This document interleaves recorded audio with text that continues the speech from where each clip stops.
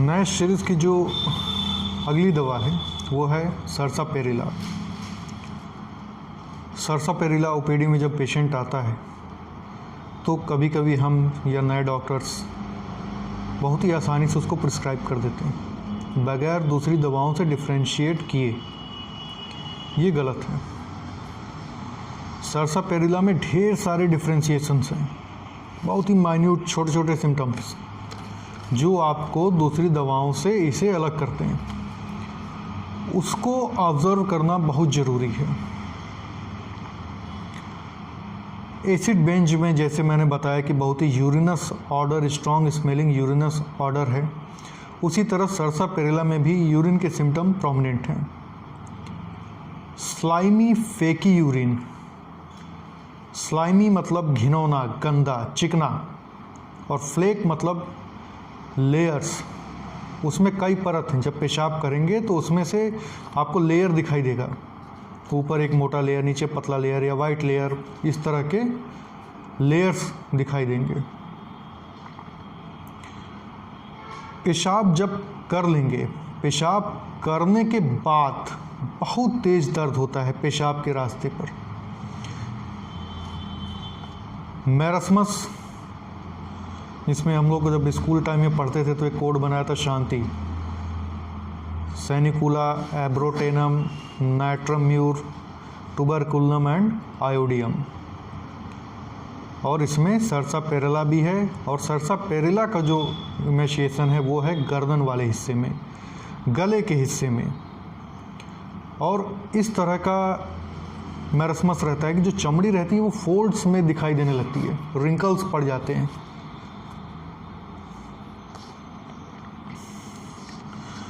Right renal reason में बहुत तेज neurologic pen होता है, दर्द होता है। और राइट रीनल स्टोन की ये अच्छी दवा है, ख़ास तौर से जब शुरुआत में पेन बहुत ज़्यादा होता है। स्टोन गिराने या डिसॉल्व करने के लिए भी इसका यूज़ होता है। और पथरी से बचाने के लिए, बनने के बचाने के लिए भी ये दवा दी जाती है as a preventive. Doctor Hering ने एक ग्रेवेल फंडा अपना एक बनाया था जिसको मैं बताता हूँ आपको। लाइकोपोडियम में रेड सैंड विद यूरिन और सर्सापेरिला में white sand with urine. Scanty slimy flaky urine with white sediment सर्सापेरिला, और लाइकोपोडियम में रेड सैंड इन यूरिन। इसमें यूरिनरी ट्रबल्स, जो पेशाब की दिक्कतें होती हैं, उसके साथ साथ अक्सर क्रॉनिक रूमेटिक ट्रबल्स भी जुड़े रहते हैं। जोड़ों में दर्द और पेशाब का ये लक्षण अगर दोनों मिल जाएं तो सर्सापेरिला के बारे में आप डेफिनेटली सोच सकते हैं। पेशाब करने के बाद pain at conclusion of urine, इसमें कुछ दवाएं और हैं जैसे कि berberis vulgaris, equisetum, medorrhinum, natrum mur, thuja. Pulsatilla में क्या होता है? पल्सिट्ला में tenesmus of bladder with enlarge prostate, prostate बढ़ा हुआ है और ब्लैडर में टेनिस्मस महसूस हो रहा है तो पल्सिट्ला है। प्रोस्टेट बढ़ा हुआ है और पेशाब टपकती है, बदबूदार है तो बेंजोइक एसिड है। नाइट्रम्यूर में क्या है? पेशाब करने के बाद जलन और कटिंग पेन, जैसे काटने जैसा दर्द होता है यूरेथ्रा में, और पेट में एक कॉन्ट्रैक्शन महसूस होता है, spasmodic contraction in the abdomen. ये है natrum mur. Cutting burning pain after urination with spasmodic contraction in the abdomen. अब अगर आप इसके मैरस्मस पर आते हैं तो दूसरी दवाएं जो हैं आयोडियम, नाइट्रम्यूर, एब्रोटेनम।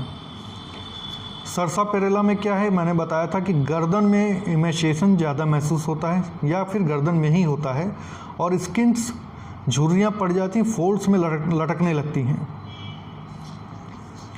सर्सापेरेला, नाइट्राम्यूर और जो लाइकोपोडियम है उसमें जो इमेशिएशन होता है, इमेशिएशन फ्रॉम एबव डाउनवर्ड, ऊपर से शुरू होता है और पूरा नीचे तक जाता है। सैनिकुला, नाइट्राम्यूर और लाइकोपोडियम में इमेशिएशन ऊपर से शुरू होता है और नीचे तक जाता है। एब्रोटेनम में फ्रॉम बिलो अपवर्ड, पैरों से ये मैरस्मस शुरू होता है, इमेशिएशन शुरू होता है और ऊपर तक जाता है। ये फ़र्क को समझिए, आसानी होती है। आयोडियम में क्या है, जनरल इमेशिएशन, पूरे शरीर में इमेशिएशन होगा, जबकि भूख भी बहुत लगेगी।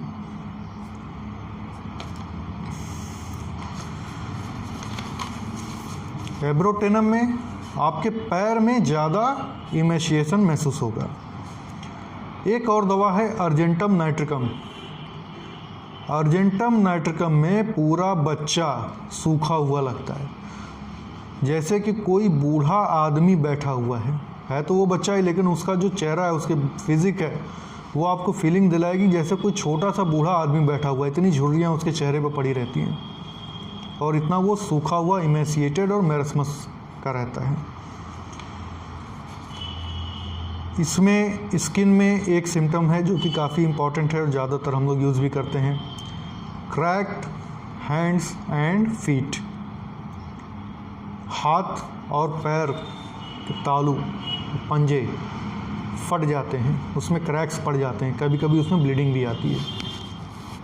और महिलाओं में जो निपल्स होते हैं वो अंदर की तरफ जाते हैं, चले जाते हैं, इसको कहते हैं रिट्रैक्शन ऑफ निपल्स। इसके साथ एक और दवा है साइलिसिया।